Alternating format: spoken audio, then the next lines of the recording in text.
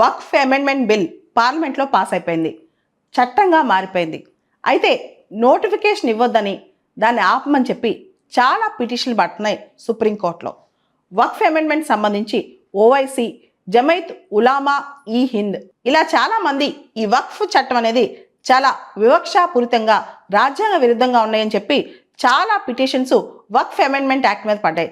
దీనికి సంబంధించి ప్రొవిజన్స్ ఇప్పుడే ఇంప్లిమెంటేషన్లోకి తేవద్దని, దీనిలో మాకు చాలా అభ్యంతరాలు ఉన్నాయని చెప్తున్నారనమాట. ముఖ్యంగా religious freedom, right to manage religious affairs ఏదైతే ఆర్టికల్ 25, 26లో ఉందో, పూర్తిగా ఈ వక్ఫ్ అమెండ్మెంట్ యాక్ట్ అనేది రాజ్యాంగానికి విరుద్ధంగా ఉంది, ముఖ్యంగా ప్రాథమిక హక్కులకు విరుద్ధంగా ఉందని చెప్పి చాలా పిటిషన్స్ పడ్డాయి. దీనిలో ఆర్టికల్ 14, 15, 21, 25, 26, 29, 30 మరియు ఆర్టికల్ 300A క్యాపిటల్ ఏ అంటే రైట్ టు హోల్డ్ ప్రాపర్టీ ఇవన్నీ కూడా వయోలేట్ అవుతున్నాయని చెప్పి, రాజ్యాంగానికి ఉల్లంఘనగా ఈ వక్ఫ్ యాక్ట్ అనేది వచ్చిందని చెప్పి దాన్ని ఇమీడియట్గా ఆపాలని చెప్పి చాలా పిటిషన్ సుప్రీంకోర్టులో పడ్డాయి. సుప్రీంకోర్టు ఆ పిటిషన్స్ ఈరోజు స్వీకరించి దానిలో హీరింగ్ స్టార్ట్ చేయబోతుంది.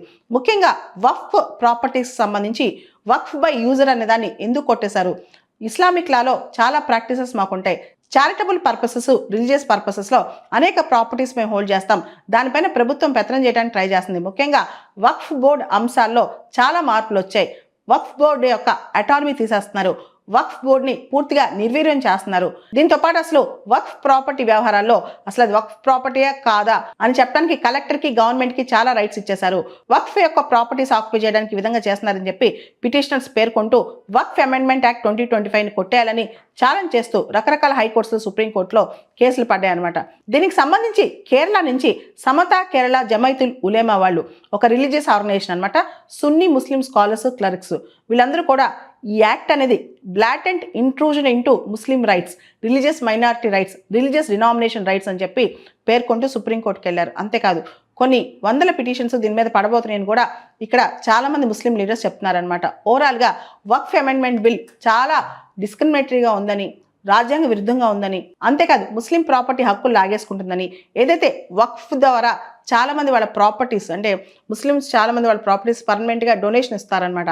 రిలీజియస్ యాక్టివిటీస్కి, చారిటబుల్ యాక్టివిటీస్కి అంటే ఎడ్యుకేషన్ కానీ, హెల్త్ కేర్ కానీ, లేకపోతే మసీదులు కట్టుకోవడానికి కానీ చాలా వాటికి ఇస్తుంటారు. దీని మీద ప్రభుత్వం పెత్తనం ఏంటి? అది మా ప్రాపర్టీస్ కదా, మా ఇష్టం, ఇస్లామిక్ రూల్స్ ప్రకారం మేము అడ్మినిస్టర్ చేసుకుంటాం, మీరెవరు వచ్చి మధ్యలో అడ్మినిస్టర్ చేసుకోవడానికి?